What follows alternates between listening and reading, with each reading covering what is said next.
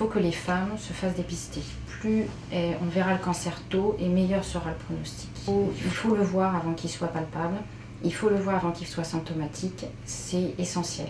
Donc la mammographie tous les 2 ans, il n'y a même pas à chercher à réfléchir, ça doit être systématique pour la femme. C'est comme ça qu'on arrivera à se battre contre le cancer du sein et à faire que le cancer reste quand même un cancer maintenant de bon pronostic. Et c'est comme ça qu'on gagnera du temps sur la maladie. Donc avec le mammographe Sectra, on est à 50 microns, c'est actuellement la meilleure résolution du marché. Donc là, d'aller plus loin dans l'image, de détecter tout ce qui est le plus fin possible, de définir au mieux les distorsions, qui sont des fois des images qui sont difficilement individualisées. Donc quand on a une bonne résolution en contraste, des fois on les voit mieux. Pareil pour les microcalcifications, des fois c'est très très fin, donc quand on a une bonne résolution, on a une meilleure visibilité de ces calcifications. Mais même avec le mammographe Sectra, on n'arrive pas à avoir 100% des cancers visibles.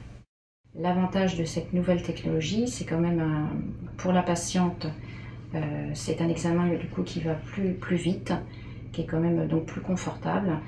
Pour la manipulatrice, comme l'examen également va plus vite et qu'elle n'a plus besoin de sortir pour développer ou des films ou avec les systèmes numériques de numérisation directe, les plaques, là la numérisation directe permet de rester totalement avec la patiente dans la salle. Et donc la manipulatrice, son travail est uniquement centré sur la patiente. Et c'est quand même l'intérêt qu'il y a, parce que pour une manipulatrice, c'est pas spécialement intéressant de développer des films ou des plaques. Et là, elle est vraiment recentrée sur ce qui l'intéresse, c'est-à-dire son travail avec la patiente, que ça se passe le mieux possible pour la patiente.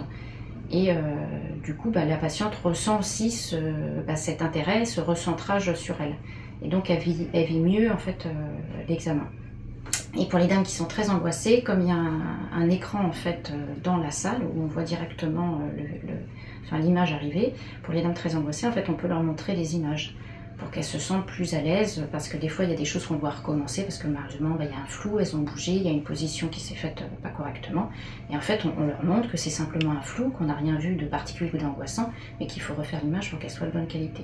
Et le fait que la dame voit directement dans la salle, elle est moins angoissée, elle comprend mieux, et donc elle recommence, et l'examen est plus facile, et pour elle et pour la manipulatrice. Et après, il y a le médecin derrière. Comme c'est numérisé, on a un travail sur écran directement. Donc on n'a plus les problèmes de négatoscope, de lumière, de néons qui sont en panne, qui baissent. L'écran, il y a toujours une qualité équivalente.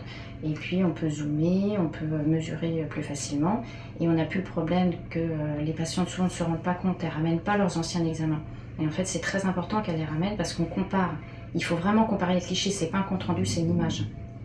On voit l'image avant, on voit l'image actuelle, et des fois on s'aperçoit qu'il y a un tout petit nodule qui est apparu. Et ça, c'est une chance qu'elle a. Et souvent, malheureusement, elles oublient de ramener leurs anciens clichés, ou elles ramènent juste celui de l'année d'avant. Et des fois, il faut 3-4 ans avant. Et comme nous, on a un stockage avec l'archivage, avec la numérisation, on sait que les clichés, on les a. Donc même si elle les a oubliés, maintenant on ne se fâche plus.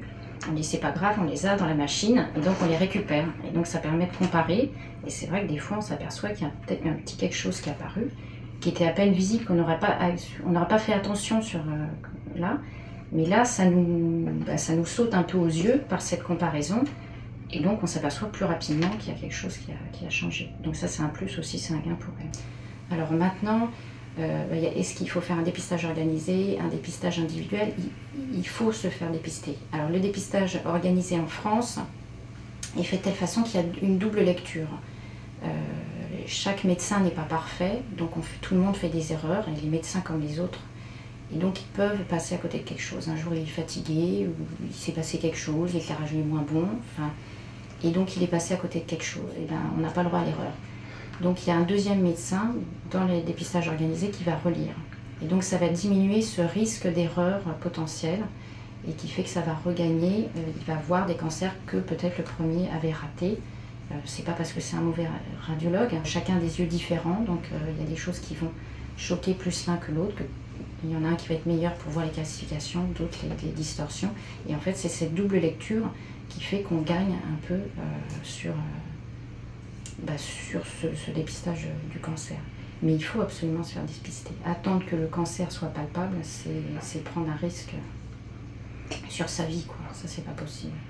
Il y a des femmes qui préfèrent se cacher et ne pas voir que la maladie va arriver et qui attendent malheureusement que le cancer soit palpable et qui arrivent en retard. Et il y a des femmes médecins qu'on a vues qui attendent, qui se cachent. Et ben ça c'est un problème. Et quand on vient faire un scanner, c'est parce qu'on a mal au dos.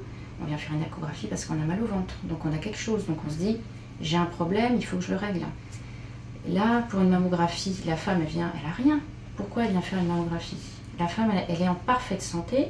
Elle va faire un examen et on va lui dire, peut-être en sortant, vous avez un cancer. Alors que la dame, 5 minutes avant, elle était parfaitement bien, elle avait un travail, une famille, tout allait bien. Forcément, bah, c'est une angoisse à elle qu'il faut gérer. Et donc, ça va être difficile pour elle. Il faut qu'elle accepte d'aller faire un examen sur lequel elle va peut-être sortir, on va lui dire, il y a un cancer. Et le mot cancer, ça fait toujours peur, c'est toujours une angoisse, et voilà. Donc on a beau leur dire, ben, on va vous dire cancer, mais il va être petit. Est-ce que les gens sont prêts à accepter, même dire un cancer petit? Il faut passer le pas. Il faut que la femme, il faut qu'elle se fasse violence quand même. Et c'est pour ça qu'il y a des femmes qui ne viennent pas se faire dépister. Et nous, c'est dur parce qu'on les voit arriver après, et on sait que là, on est déjà en retard sur la maladie. Et pour nous, c'est dur à vivre.